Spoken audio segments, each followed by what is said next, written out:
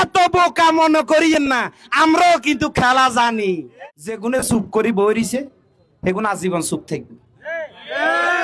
সংক্ষেপে একটা কথা বলি, তলে তলে দালালি, ঠিক নেই? আমার কথা সোজা। নোয়াখালী বিভাগ লই যদি আরে আজ যদি কয় ভাবেল তুই নোয়াখালী বিভাগ আন্দোলন করতে চাইতি না, আই হেতারে স্পষ্ট ভাবে বলে দেবো তুই নোয়াখালীর সন্তান। কারণ আমরা নোয়াখালীকে ভালোবাসি, নোয়াখালীর মাটিকে ভালোবাসি, নোয়াখালীর মানুষকে আমরা ভালোবাসি। আমরা নোয়াখালীর সাথে বেইমানি করতে পারবো না। পারবেন যে তারা অনপর্যন্ত দেখবেন যে সিবাই সিবাই দাঁত টিক্কা টিক্কা কথা কয়, চা চাহে গুনে কি এর এগুলো হচ্ছে দালাল নাম্বার 1। আবার একটা কথা কই, আঙ্গো তারিন কণ্ঠশিল্পী হাতে গান গায়, হাতে কি কারো ফগড়ে তোর হাসটিয়া লই গেছে নি? কারণ হাতে ওই তোরা কন্টেন্ট ক্রিয়েট করে, গান করে ফেসবুকে আপলোড করে, ইয়ান তুন কটেয়া কামায়। বেতন কি আমরা দিয়ে? বেতন দিয়ে হইছে ওই তোরা আয়ারল্যান্ডে তুন হাডার নয়, আমেরিকা তুন হাডার, ফেসবুক কোম্পানি হাডার।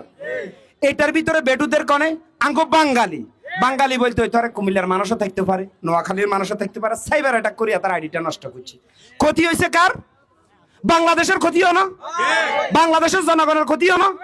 হে একজন রেমিটেন্স যোদ্ধা না? তাহলে এই জিনিসটা কেন করেন? এই জিনিসটা অন্ততপক্ষে দরকার। আপনারা যে ক্ষতিগুলো করতেছেন, আপনাদের কি সামান্য আপনার ন্যূনতম জ্ঞান আছে? এটা আমাদের রেমিটেন্স থেকে আমরা বঞ্চিত হচ্ছি না? কেন সাইবার হামলাগুলো করবেন? আর আইডি নষ্ট করলে কি মানুষ কি বেকুব নি না অশিক্ষিত? আইডি আর খুলতে না, খুলতে পারবে, একটু সময় লাগবে আবার পজিশনে যাইতে। এই কাজ করার জন্য নেক্সট আর চেষ্টা করবেন না। যদি আমরা প্রমাণ পাই হাতে নাতে, গোষ্ঠী সহ সাফ করে দেবো। স্পষ্ট কথা, গোষ্ঠী সহ সাফ করে দেবো।